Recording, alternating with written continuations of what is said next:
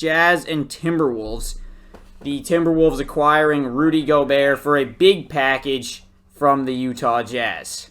So yeah, I mean, Rudy Gobert is a defensive player of the year. He's going to help the Timberwolves out a lot, and it's just going to be difficult for the Jazz to do anything. They're a rebuilding team, and they got a ton of picks and a few young players, but they also got Patrick Beverley, which, Patrick Beverley is entering his last year on his contract, and that's one of the main reasons that the Timberwolves got rid of him.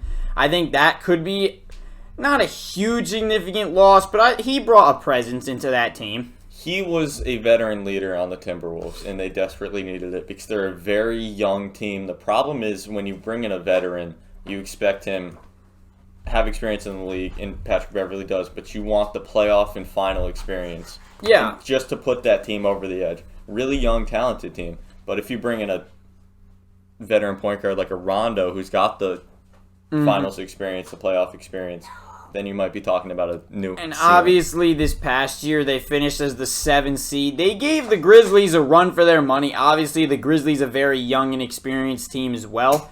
But one of the reasons that they weren't able to beat the Grizzlies on the glass is mainly because they didn't have that big rebounding presence. Karl Anthony Towns did what he could, but he was really the only guy.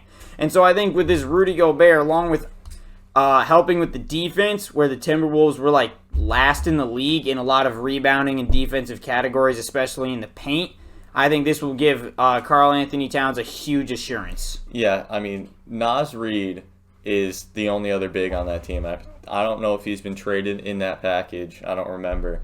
But he was their only other big. He was like a forward, and he's not big enough to just try to grab those rebounds. So them getting a huge defensive-oriented center is the best. Yeah, I think that's your positives. I think the negatives, along with losing Patrick Beverley, I think a negative for the Timberwolves would be you're still not at that level of Golden State. They're too much of a shooting presence. I still think the Grizzlies could even beat that team. I think a lot of like smaller teams are still the talented shooting, pure scoring teams will have the advantage against the Timberwolves. I think that kind of lineup, it's not a very fast lineup. No. It's gonna they're gonna be able to take advantage of a lot of other. They're gonna be taken advantage of because of that type of weakness. Yeah, I mean, Donovan Mitchell and Anthony Edwards, you can almost think of in the same light. Mm-hmm. As the extremely athletic, Donovan Mitchell not so much young right now, but athletic young guards. Anthony Edwards more dynamic. He's longer. He can play better defense. Bigger, jumps higher. Just overall, at this point, almost a better player. So let me ask you, who's going to finish as a higher seed? The Timberwolves or the Jazz? I think it's easily the Timberwolves. I agree. There's almost no hope for the Jazz. I think their current roster, this improves them. Yeah. But I think in the future, obviously, this could be a disadvantage of this package. But it also depends on certain veterans and how long Donovan Mitchell stays there. The Timberwolves do not care about their future at this point. They think their championship window is 2 to 3 years. Yeah, I mean, they're young enough that once they get those 2 to 3 years, do I think they're even conference finals worthy right now? I'd say no. No. I take the Clippers over them still. I take the Clippers. The Clippers are going to be really good. Yeah. I wrote that down as being one of the sneaky solid teams.